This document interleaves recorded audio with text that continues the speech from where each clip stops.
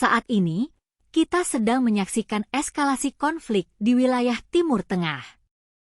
Kelompok Hizbullah mengumumkan bahwa pasukannya telah bertempur melawan pasukan Israel di sepanjang perbatasan Lebanon.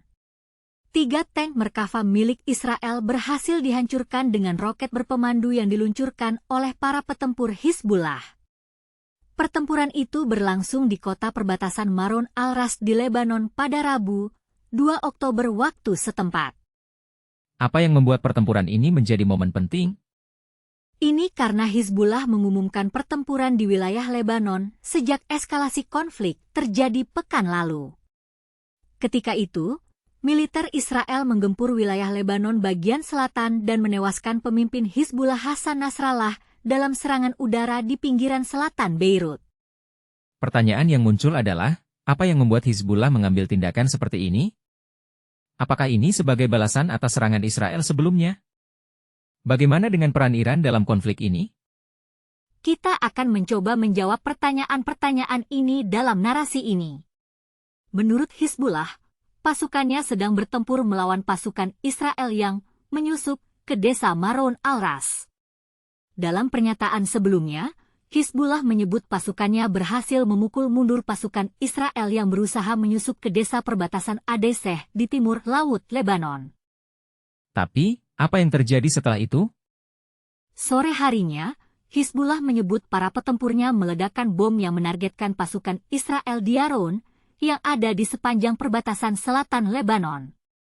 Diklaim oleh Hizbullah bahwa pasukannya telah mengejutkan pasukan Israel ketika mereka mengepung Yaron.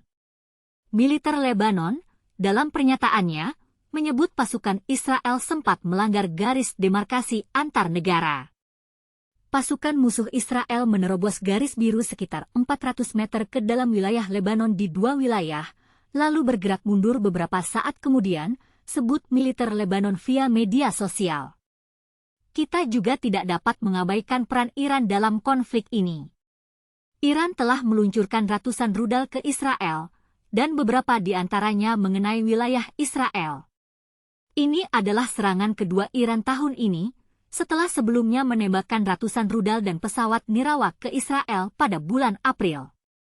Pejabat militer Israel mengatakan serangan itu tampaknya telah berakhir dan tidak ada lagi ancaman dari Iran untuk saat ini, tetapi masih belum jelas seberapa besar kerusakan yang ditimbulkan. Perdana Menteri Israel, Benyamin Netanyahu, telah memperingatkan konsekuensi setelah serangan tersebut. Apa yang kita ketahui sejauh ini? Iran meluncurkan sekitar 180 rudal ke Israel, kata militer Israel. Serangan kali ini sedikit lebih besar daripada serangan April lalu, yang melibatkan sekitar 110 rudal balistik dan 30 rudal jelajah. Rekaman yang disiarkan oleh stasiun televisi Israel menunjukkan beberapa rudal melesat di atas wilayah Tel Aviv pada Selasa, 1 Oktober waktu setempat, sesaat sebelum pukul 19.45 waktu setempat.